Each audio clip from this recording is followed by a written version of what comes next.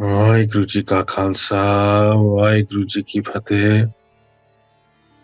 Welcome Sangat ji to this week's Sangat of the Divine Light weekly discourse. Thank you Mandeep Singh ji, thank you Zachariah for leading us in beautiful Simran and giving us some beautiful messages there. Today Sangat ji, I would like to focus on some of the reoccurring things that we talk about in Sangat, so that where we can both inspire ourselves and others on this beautiful journey. The first term is the Shabad, and we reference the Shabad a number of times. So what is the Shabad? The Shabad is a combination of two words, Sangat ji. It means Sha and Bad, means to remove the ego. And when this ego is removed, Sangat ji, what's left? Nothing but the divine. Jab hum hote tab tu nahi, ab tu hi main nahi. When it was all about me, the Gurbani says, then there was no you, but now it's you and I don't exist. Some will say the Shabad just means the word of God, but actually that's a very limiting understanding of what the Shabad actually is. It's a really restrictive translation. In fact, the Shabad is the inner sound of this universe, the vibration, the oneness. It's also referred to as a sound current, an energy that pervades through everyone. It's in the air, it's in the water that we drink. It's in our most enlightening thoughts. It's in our deepest inspiration. It's in our deepest creativity. All of this comes through the Shabad, through the power of the Shabad. And the Shabad itself is a vehicle that allows you to get to the experience, the door of the divine. Sometimes this door is referred to as Naam, or the home of the divine. So the Shabad mantra is a vibration, an energy, a resonance. And we have the Shabad mantra. So the mantra helps us connect with that resonance. And according to our traditions, according to our faith traditions, that mantra may be different. Some will say Ram, some will say Allah, some will say Vaheguru, some will say Parabrahm, some will say Krishna, some will say Yeshua. But each of these will get you to that place, that door of Nam Nivas, where we live in the presence of the divine, in divine curiosity. When we examine all of our religious traditions, Sangat ji, what do we find? Take any religious tradition. Take the Sikh faith, Islam, Hinduism, Christianity, any of them, Buddhism, any of them. Many of these ideas are developed over time, Sangat ji. But many people within these faiths will also try and tell you that their path is the only way to the divine. That by only practicing their rituals or their practices will you get to the divine. And then what happens is we then discriminate on that basis. We start discriminating on looks, we discriminating on money, status, family background. Our discriminations are then endless. But what the message of the Gurbani is, the Guru is, and a message that we all should try and follow. The greatest message of all of oneness, Ik Oankar, we are all one. We are one divine family. The divine belongs to no particular faith. If the divine has no particular faith, then how can one faith be greater than the other? As Guru Gobind Singh, the 10th Master, said, Namastang Amajbe. I bow down to the one who's beyond all faiths, Guru Gobind Singh Ji is saying. The divine is formless. They're the one who's created everyone, and then they've sat themselves within it. So therefore, to call any other faith, any other tradition, is criticizing the divine's creation. This creation has not been created by our efforts, by our thoughts. It's been created out of pure perfection. Ek noor te sab jag upajya, kaun pale kaun mande. From this one divine light, this whole universe has come into being. So who can be good and who can be bad? Bhagat Kabir ji says. Our starting point, our destination is all one. We've come from one, and to the one we are to return. Spirituality is the path of reconnecting with the one. The divine is one. We are all one. And we are here today in this family to reconnect with that Shabad, with that oneness. And we do this by forgetting all the other tricks of our mind, by running away from these illusions of greed and attachment. What's happened, Sangaji? We've made a false love here with these illusions, and they will rob us of our spirituality. These illusions, anything that makes us forget the divine, is what the Gurbani has referred to as Maya. And we use this word interchangeably as well. So anything of this world, anything created that separates us from the divine, is what we refer to as Maya. Sangaji, let's travel back now. Let's travel back to the 16th century. Close your eyes. Focus on your breath. Focus on your Shabad Mantar as we travel to the time of Guru Nanak. Guru Nanak and their companion, their trusted friend, Bhai Mardana, had been traveling for days. They'd gone through dense jungles. They'd climbed mountains. Wherever they stopped, they focused on the resonance of the divine. When the divine revelation came, Bhai Mardana will pick up his instrument, the rabab, and the great Guru will sing the Gurbani that was coming to him. They then came close to the city of Patna. Patna is towards the east of India, the northeast of India. And it was a very sacred city of the Hindu faith.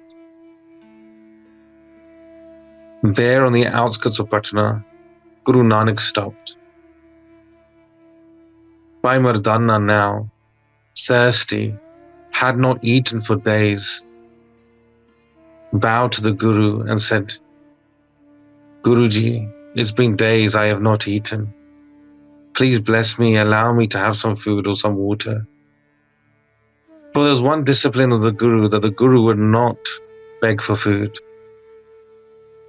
The Guru said we would only eat from anything that we've earned, or whether someone gives out of compassion, but we would not beg. Hearing Mardana's cries, the Guru picked up a stone from the ground. When Mardana was looking at this, it looked like a pure stone,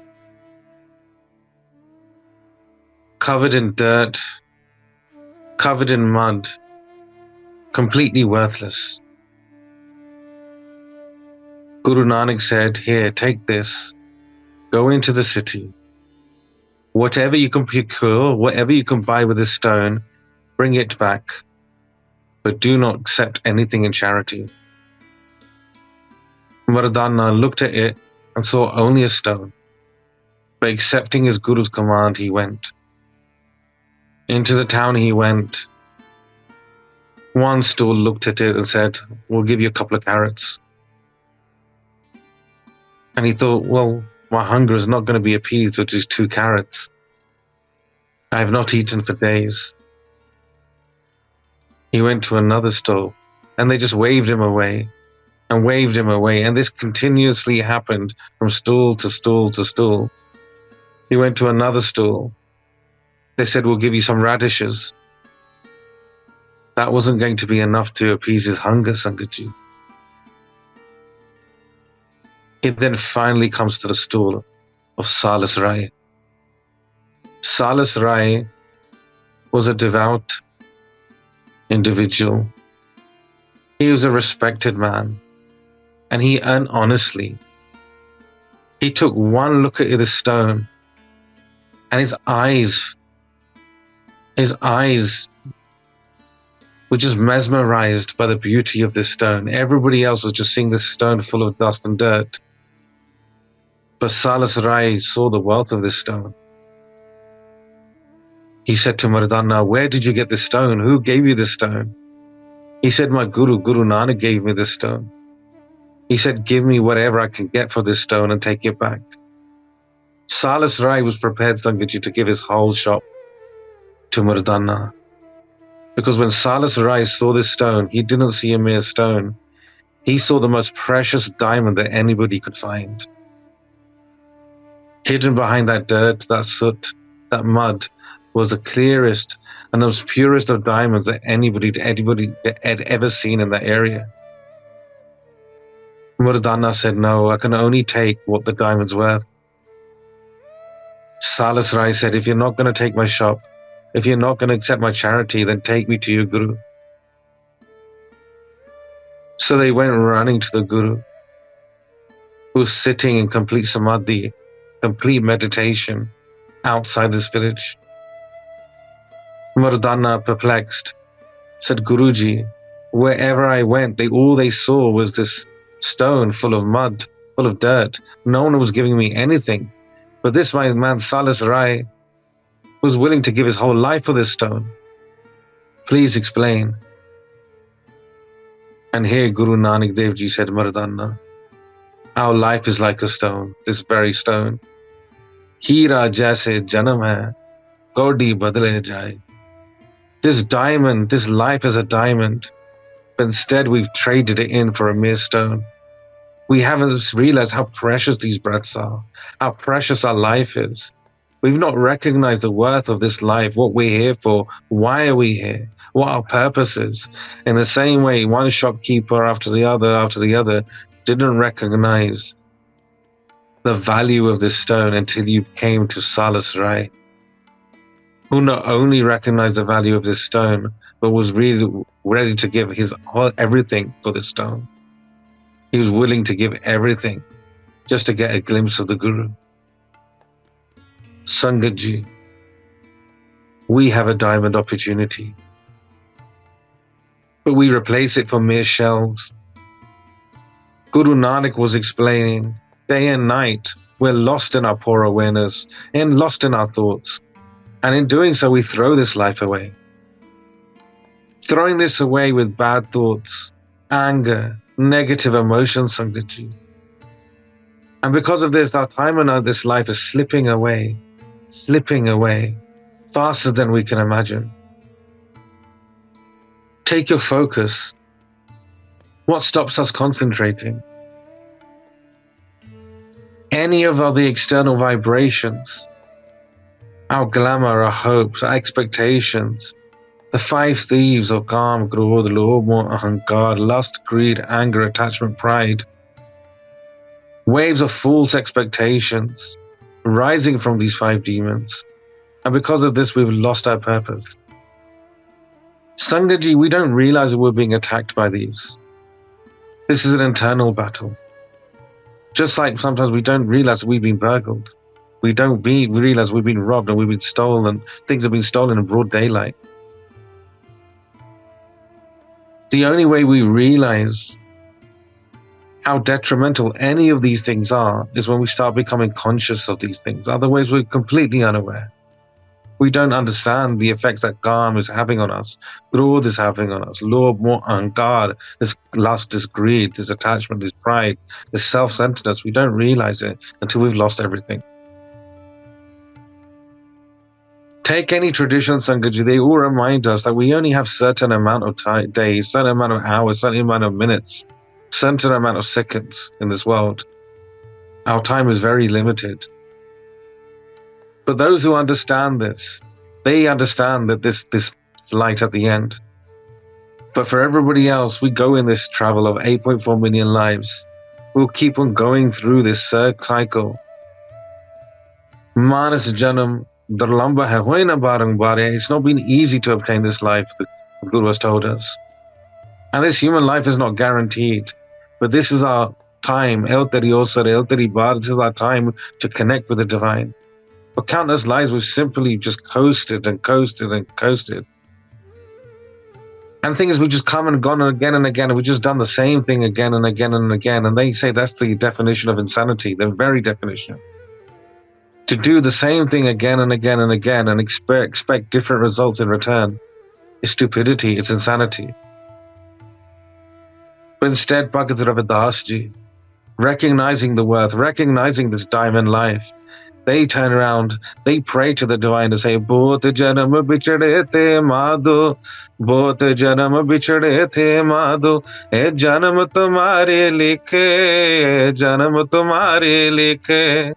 करवदास आस लग जीवो, करवदास आस लग जीवो, चिर पयो दर्शन देखे, चिर पयो दर्शन देखे, चिर पयो दर्शन देखे, चिर पयो दर्शन देखे.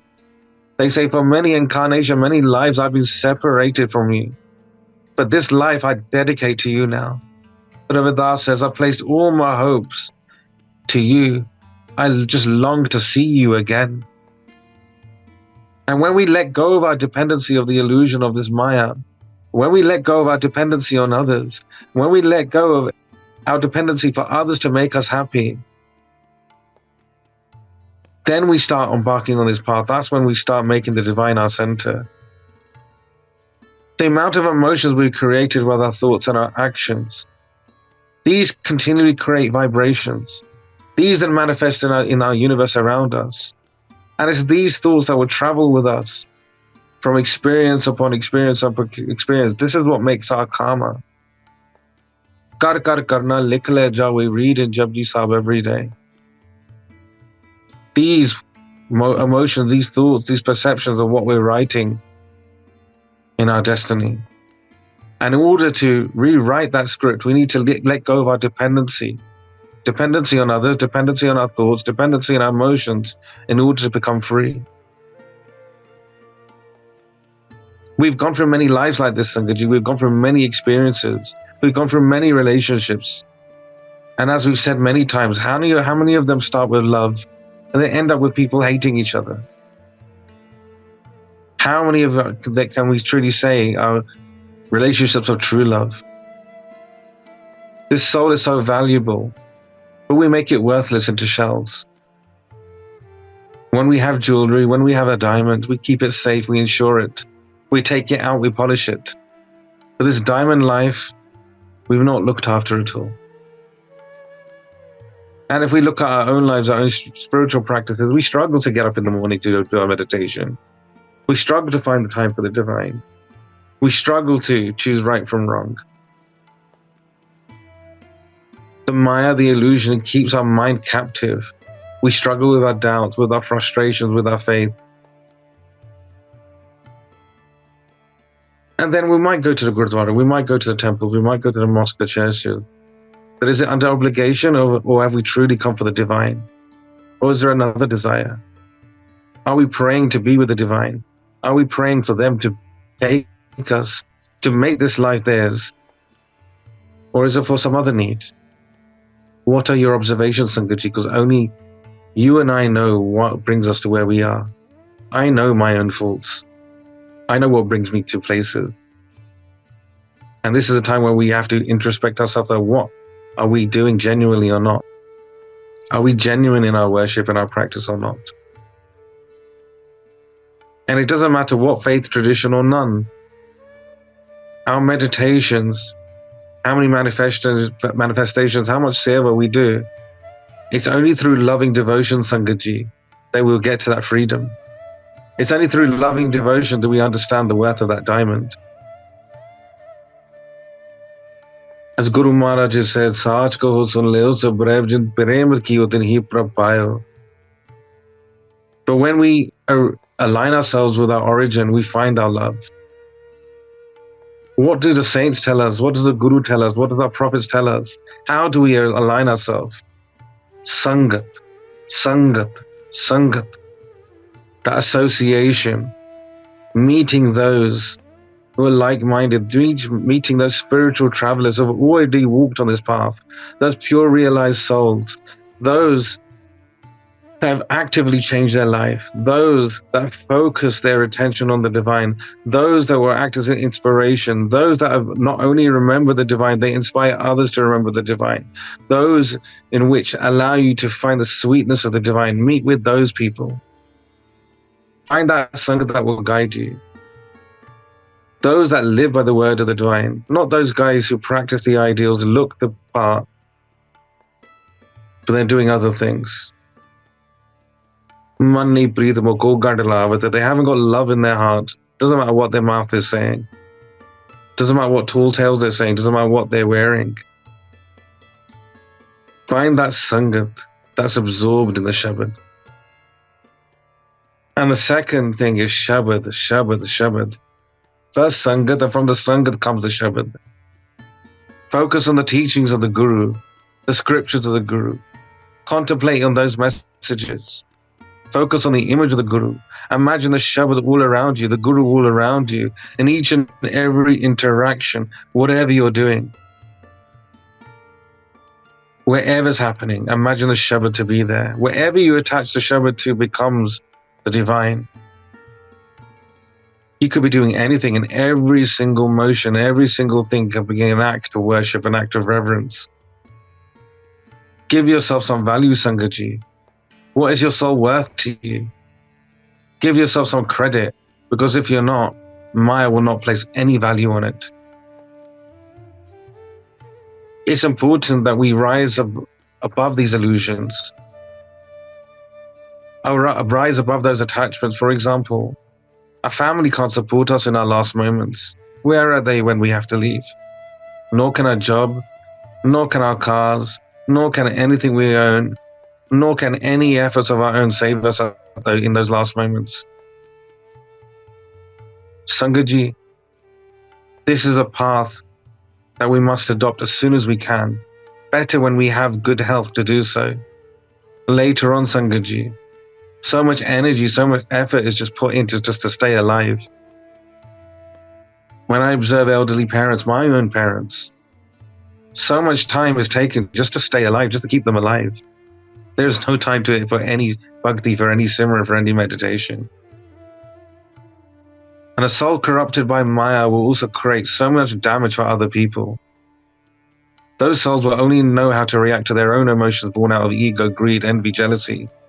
But when we align through the Shabad, when we go deeper and we start radiating on this, we start vibrating on this, we'll inspire others onto this path as well. There's no need to actually go out preaching to anyone. Very rarely will I also even speak to anyone about this, because every journey is personal. And the way you lead your life should be an inspiration to others. And if you're living your life in a spiritual way, automatically that will inspire others on this path. You will attract those like-minded people in your life. Our pattern of behavior, Sangaji, is governed by whatever thought blanket you cover your soul in. If you have lustful thoughts, if you crave limiting experiences, this is what you're going to bring forth in your reality. Examine yourself, Sangaji. How much do we lose in anger? What trouble does this cause? In pride, we consume ourselves with me, me, me. Whatever thoughts we attach to this mind will become us. They travel with us. And the thing is, no thoughts uncaptured. Every expression, everything we've even thought about will be deep within our soul somewhere. Whether we manifest it now or in the future, those thoughts will become our reality. So we must be careful of what we think about. We must be careful of those thoughts, those things that we ask for, that we manifest each and every second. Sangaji, let go of your frustrations. Forget those that have been hurtful. Forget the words that people have said to you. Drop it. Don't let yourself be defined by that, because these will destroy your present. They'll ruin your future. We get caught sometimes in things that people have sent to us 10 years ago, 20 years ago, 30 years ago. Let's try and drop it at the feet of the Guru, because if we don't, we'll become victims to our own suffering. This is how we turn this diamond life into a mere shell. No one is hurting us in this present moment, other than those thoughts, those memories. We say others have done things to us, but no, we are continually reliving hurt because we're allowing it to. Yes, sometimes things happen randomly in life, but even there's an acceptance that nothing happens out of a coincidence. There are numerous challenges in life, Sangaji, but when we try to meditate, these things will start to dwell on our path because they're in there somewhere in our thoughts. But that's where we actively try and U-turn from that. We try and turn the other direction. And in the same way, when we're meditating, when you see any obstacle coming in your way, this lust, this greed, this attachment, this pride, when these negative thoughts start to impact you, once you recognize it, don't worry, stop your vehicle, make that U-turn. Once you observe your mind wandering, talk to it. Kindly maneuver it another way, direct it somewhere else. And then once that focus has changed, when it comes to relax again, go back into your meditation, into your seva. We say we spend all our time doing Waheguru, Waheguru, Ram, Ram, Allah, Allah, but the mind is everywhere. Once you realize that, bring that mind back into the focus of the mantra, back into dhyan, back into your concentration. Bring that concentration back into the resonance, because that's what's going to take us deeper, Sangatji. And when we focus in this way, when we put that concentration in this way, then our actions will inspire others. Then we'll see changes not in our own life, but in others as well around us. Sangatji, just lastly, when we are meditating, you come to a point, people will come to a point where they'll start experiencing many different things. And the tragedy of life is that when people start experiencing these things, they have either no one to talk to about these, they have no one to actually share this with who can actually guide you. Or they'll get you to a trap thinking that these experiences are much more than what they actually are. And then this becomes a trapping for them as well. The important thing is, don't get trapped in any experience. Be thankful for every experience that you have, but don't get trapped in anything. Some of these may be very subtle, but these will allow you to miss a golden opportunity. To explain this, a great spiritualist by the name of Baba Atar Singh, one of the greatest saints to have ever walked this earth, explained that how with a little bit of meditation, the soul might want to travel. It will start flying like a bird, meaning we rise above the illusions. We start going through higher dimensions, for want of a better expression. But in amazement, Sant Atar Singh says, just like an eagle that's flying so majestically, it will get distracted by the smallest bit of meat on the ground, and it will come rushing down to grab that meat. And the same way, when we're doing Simran Sangatji, we might have felt that we developed a practice, but the slightest of thoughts, the most casual of thoughts, will bring us crashing down. Sometimes the soul soars high in the heavens, and sometimes it falls to the depth of the nether regions. And for this will be an immense suffering, Sangatji. So even through these experiences, keep your focus on the Shabad, keep your focus on the divine. Ask the divine to hold your hand, to guide you through these experiences. Be thankful for absolutely everything, but do not get lost there, because that's a trapping. That's a massive trapping, because that's not your destination. And until the Guru has blessed us, Sangatji, this mind does not come into control. Sant Atar Singh will tell us that it requires a lot of discipline to control this mind. A lot of discipline is required to control this mind. Don't think we made it by limited concentration. No. If the Guru wants to be merciful and show us that blessing, then even 1 second of concentration could be enough. But until then, we need to have focus. We need to focus back on the Shabad. We need that Sangat. And this is a continued bath we do every single day. Don't let that guard down, because these thieves, this Maya, this snake can bite you at any second. And when we do our Simran, when we do meditation, when we go into the Sangat, we will naturally feel happy. There's a euphoria that comes from this. And even in this, we might thinking that we might start thinking we're better than others by doing Simran, by going to Hajj, by pilgrimages, by taking Amrit, by all these spiritual acts. We might feel that we're actually better than others. No. What develops here, Sangatji, is a subtle ego known as Suksham Homer. And this will rob us of our awareness. Instead, Sangatji, realize this. Meditation, true meditation, is an experience of love, of warmth. If you find yourself crying uncontrollably, if you have the urge to meditate more, to serve more, to find that peace and happiness and that stillness, Sangatji, at that moment, thank the divine 1,000 times. Because any emotion born out of prayer, any of these emotions born out of prayer, is a real gift. If you do not have the urge to thank the divine, or these experiences, then that's a Maya experience. That's not the real deal. Pray to the divine that they keep you under their protection, that you don't get stuck in these subtle egos, these subtle trappings. Pray that we fall deeper and deeper and deeper in their love, and they continue to show us their direction.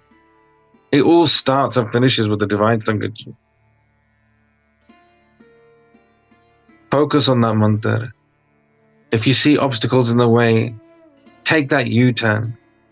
If you're heading in that wrong direction, turn the other way. Divert your vehicle away from the dangers of Maya. We don't need to be aggressive to anyone. Life is beautiful. There's so much potential, Sangatji. And in the end, Sangatji, wrong Sangat, that wrong company will drown you. But the right Sangat will save you. And we can make these choices right here, right now, whether we want to treat this life like a diamond or trade it in for mere shells. And with these words, Sangatji, thank you for your time, and I beg your forgiveness. Vaheguru Ji Ka Khalsa, Vaheguru Ji Ki Fateh.